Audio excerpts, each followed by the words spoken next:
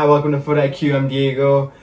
Today is the end of the first match day out of 38, and oh boy, it's been very, very entertaining.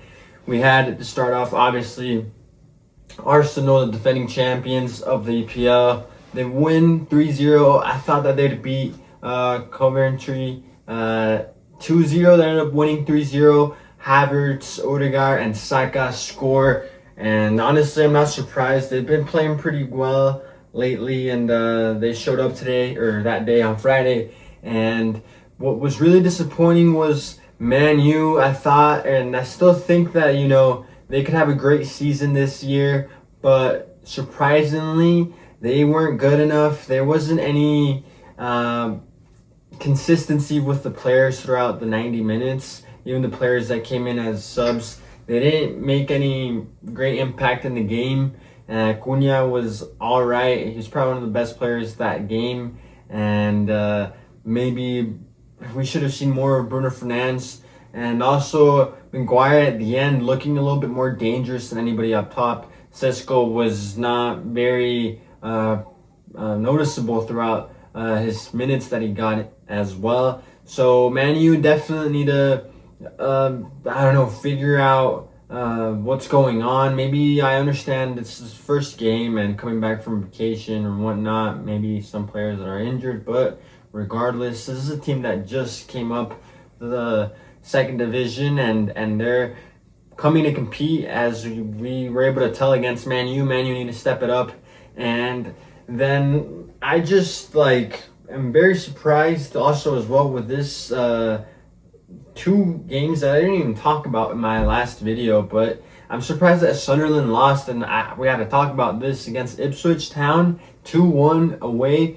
Sunderland that has maintained themselves another year in the EPL, and they were pretty close to getting some European competition at the end of the season last year, and now they lost against a new team that is now back again in the EPL for quite some time now, and it's gonna be interesting to see what teams, because we're talking about these kind of four teams besides Arsenal and Man U, who are recently been promoted to the EPL and can potentially maintain themselves here. But I mean, you can never say that all these teams are gonna have that story that Sunderland had this past season. So I mean, Hull can be playing relegation as at the end of the season as well with Ipswich Town. So we'll see what happens there. But I'm very surprised that Sunderland lost this game. And then Everton as well, winning 2-0, where Palace had some interesting signings this year. And we kind of got to talk about it here because it's kind of local. An RSL player from Utah signing to an EPL team, kind of crazy.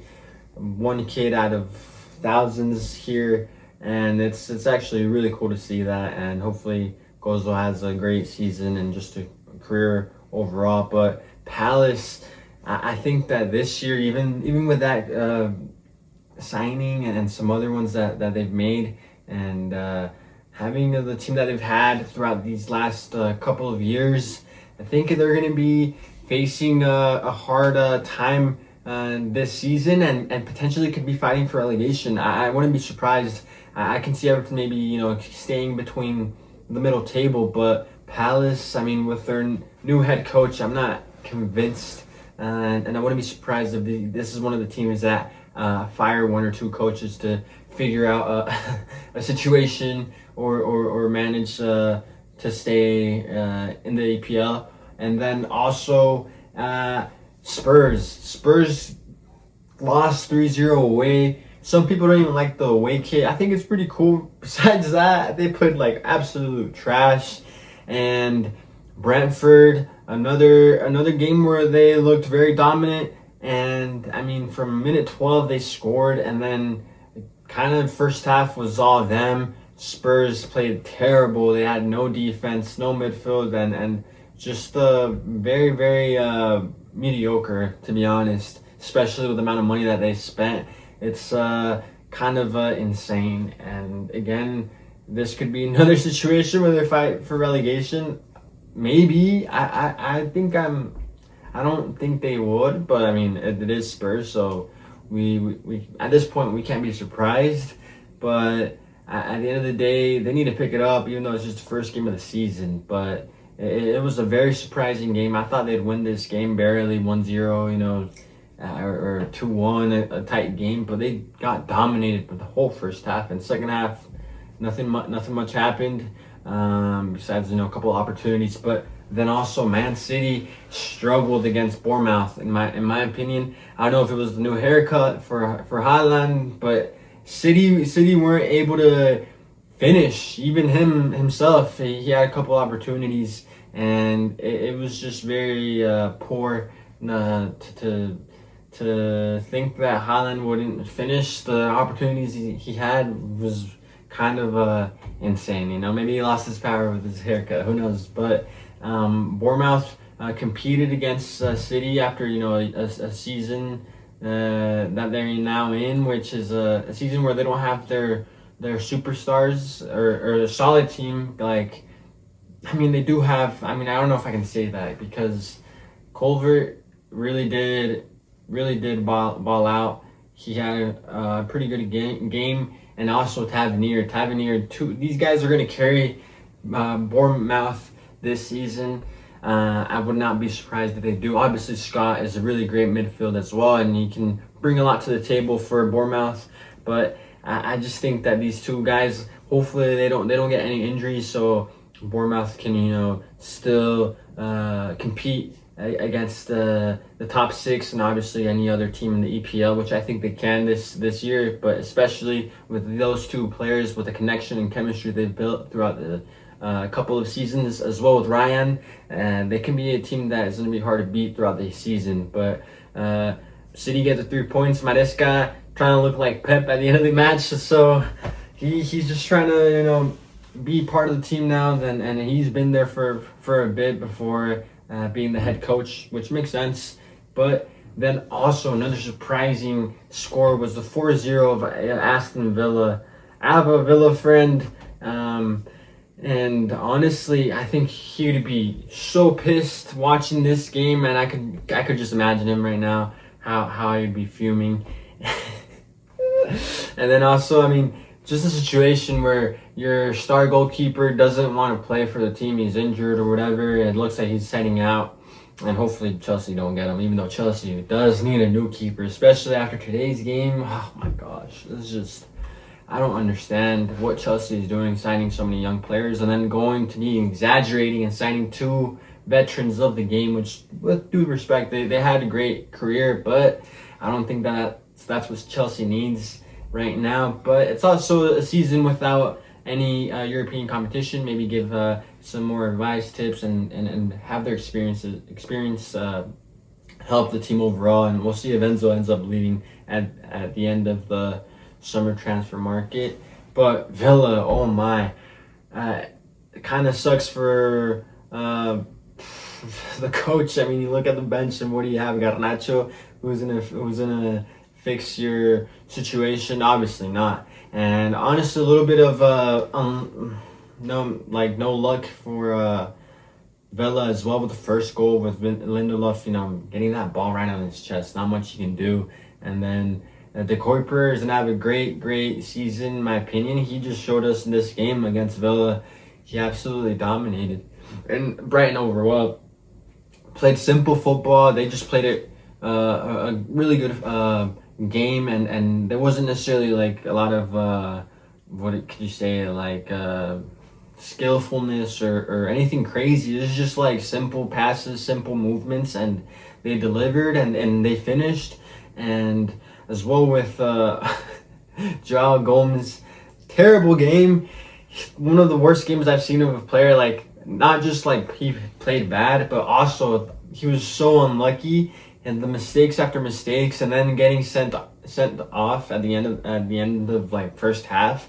You're already losing 4-0. It's just a terrible game. And honestly, Unai, giving him a talk and at the end of the situation of getting that red card is kind of cool. But I mean, the Villa fans must be super upset, and they left already by half. Kind of crazy. And I mean, nothing much happened throughout the second half. But Villa need to step it up, and it's just going to be an interesting season, honestly. Just by the first games, we had Newcastle, Liverpool, which they tied. Newcastle, honestly, I thought, or I still think they can have a complicated season where they lost a couple of key players, but one of them being Tonali. But overall, they got a point against Liverpool. Liverpool that also are going to have a complicated maybe season, in my opinion. And the only thing that saved them was Szoboszlai, and what a great PK that was. But other than that, Gakpo maybe leaving to